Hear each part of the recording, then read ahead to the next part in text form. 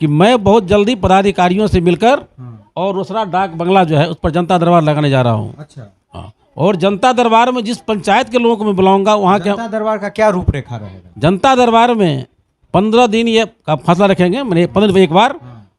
तो हमारे अंदर में क्षेत्र में पड़ता है 7 पंचायत और सब मिला के इंटायर मिला के पूरे रोसड़ा में 15 पंचायत है। तो मैं बगल के जो जिला पार्षद हैं उनसे भी सहयोग लूँगा और 15 मुखिया जी हैं उनसे भी सहयोग लेके, समिति से सहयोग लेके, और 2 पंचायत करके हो या 3 पंचायत करके हो, एक दिन में उन लोगों की समस्या को उनके साथ मुखिया जी, पुलिस पदाधिकारी को भी बुलाइएगा? बिल्कुल, हम हर एक पदाधिकारी से बात करते हैं, उनसे बैठ के और चाहेंगे देन इन देयर जो उनका समस्या हो वहाँ सुना जाए। तो मतलब अपने आप में एक यूनिक चीज होगा, पहला चीज होगा जो जिला पार्षद के द्वारा कहीं पर किया गया हो। अभी हमारे साथ रोसड़ा के 41 नंबर के जिला पार्षद राजेश कुमार यादव जी।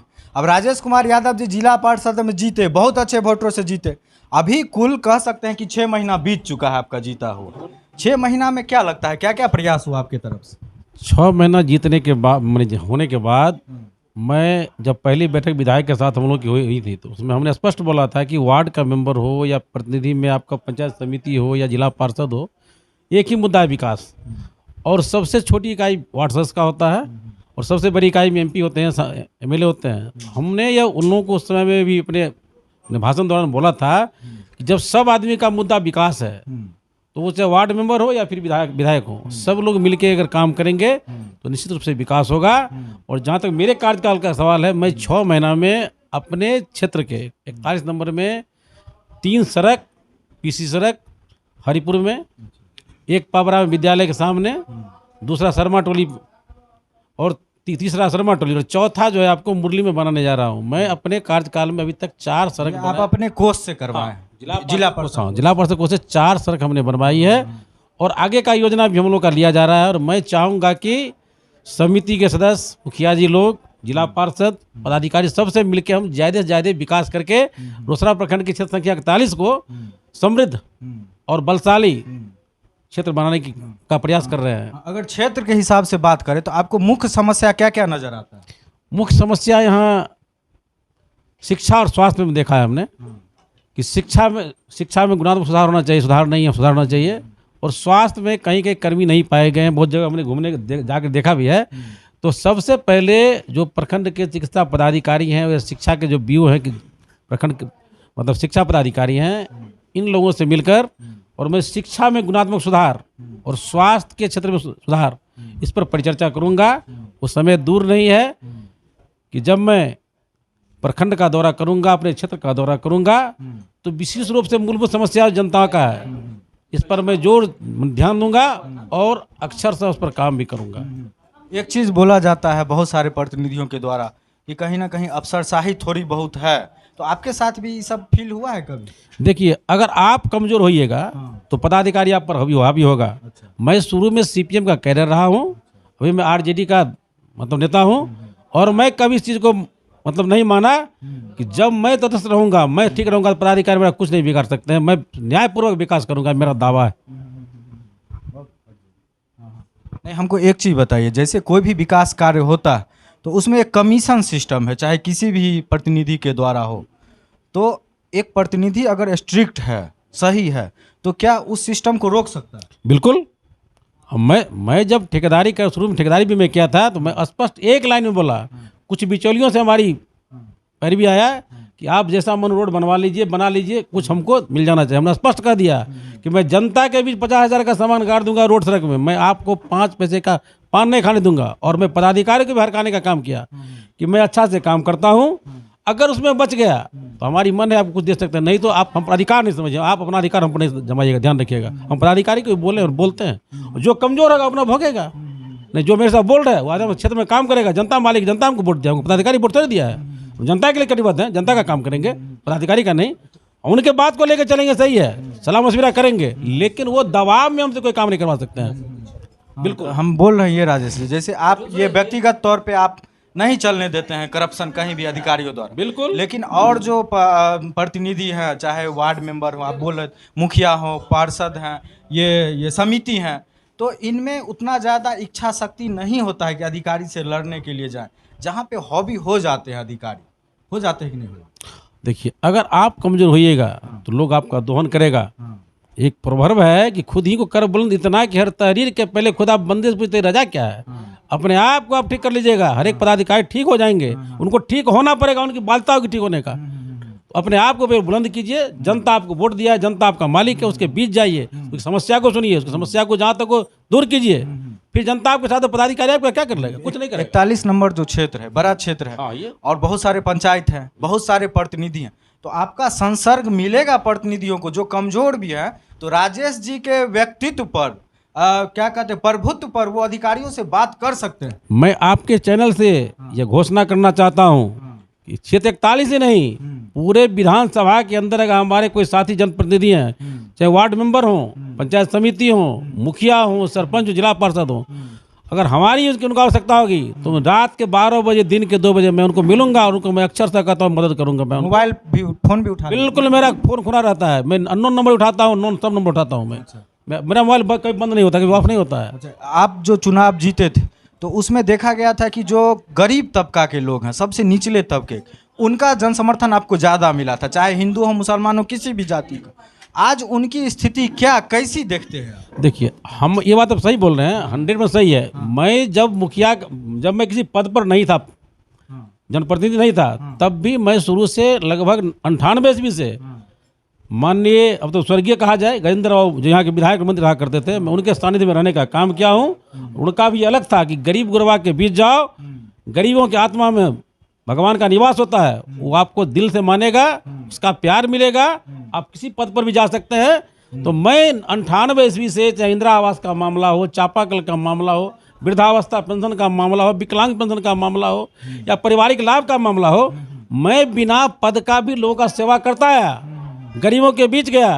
वास्तव में उसी गरीब का देन है, मुझे बोलने में कोई फक्र नहीं है। उसी गरीब का मिसाल कायम किया जो मैं आज आपके साथ जिला परिषद ग्रुप में खड़ा हूँ। गरीब का प्यार मिला, वोट मिला मुझे, इसमें कहने में कोई दो मत नहीं है। गरीब, ज़्यादातर नेताओं के कथनी करनी में फर्क होता है, चूंकि आप सीपीएम से भी जुड़े हुए हैं, तो वो एकदम कह सकते हैं मजदूरों का संगठन है, गरीबों का संगठन, उससे आप काम किए हुए हैं। आप राजद से जुड़े हुए हैं जो अभी सत्ता से बाहर, तो सब सवाल आपसे नहीं कर सकते, लेकिन कहीं ना कहीं आपको नहीं लगता है कि जो गरीब लोग हैं उनकी बातों को दबा दिया जाता है, चाहे प्रतिनिधियों के द्वारा हो या अधिकारियों के द्वारा?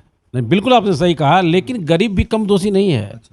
वो वैसे लोगों के जाल में जाके फंस जाता है जो लोग मीठा मीठा बात करता है, विकास की बात नहीं करता है, काम नहीं करता है, उसके चाटकार बातों में जाके वो सट जाता है, कभी पैसा के लोभ में, कभी दारू के लोभ फंस जाता है। इसी कारण विकास नहीं होता, उसका यही कारण है। मैं इसमें विश्वास कभी नहीं करता हूँ। जो ओपेन मेरे पास आता है मैं उसका सेवा करता हूँ। कोई बोले हम पर, हम भी तो नेता हैं। मैं आपको बेगूसराय कॉलेज में प्रोफेसर था फिजिक्स का, और दिल में ये भावना थी शुरू से, क्योंकि सीपीएम कैडर हूँ मैं, जनता के बीच जाऊँ, गरीब का आवाज़ को सुनूं, गरीब के दुख दर्द को बांटूं, इसलिए मैं कॉलेज से इस्तीफा देकर चुनाव लड़ा और गरीबों ने मुझे जिला पार्षद बना दिया। सीपीएम से राजद में क्यों आ गए? सीपीएम भी तो अच्छे थे। सीपीएम उस समय में थे। मैं जब एमएससी किया तो वहाँ से आने के बाद जब रोसड़ा आया तो यहाँ हमारा सीपीएम का कोई गढ़ था नहीं, और हम लोगों के नेता थे आपको रामदेव वर्मा जी जो ब्यूटीपुर के विधायक हुआ करते थे। तो मैं उनसे आदेश लेके, इसलिए कि सीपीएम डिसिप्लिन बहुत ज़्यादा है, मैं उनसे आदेश लेके कॉमरेड यहाँ बनाने में समय लगेगा हमको गट्स। और उस समय में रामविलास जी, लालू जी, इन लोग का तूती बोलता था।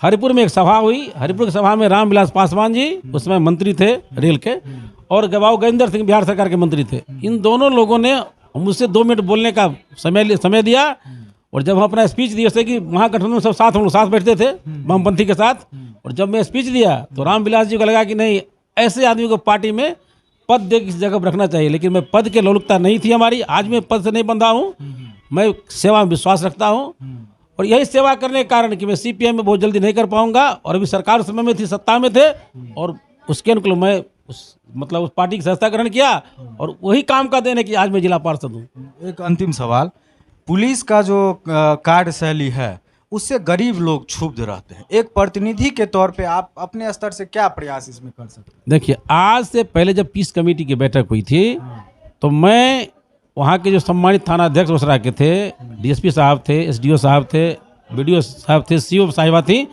तो मैंने स्पष्ट बोला था कि जितनी समस्याएं क्षेत्र से छन के आती है, फिर आप जनप्रतिनिधि को बुलाते हैं, या फिर जनप्रतिनिधि आपको फ़ोन करता है, तनी देख लीजिएगा मामला क्या है, अच्छा ये रहेगा कि हमारे और आपके बीच में कोऑर्डिनेशन बन जाना चाहिए। अगर कहीं कोई घटना घटती है तो वहाँ के जो मुखिया हो, सरपंच हो या सम्मानित लोग, उनसे फ़ोन करना चाहिए, ढंग की घटना घटी है, इसको आप देख लीजिए। उससे दो फायदा होगा कि अगर हमसे नहीं होता, जनप्रतिनिधि से नहीं होता है, तो सीधा उसको आप फेस कर लीजिएगा।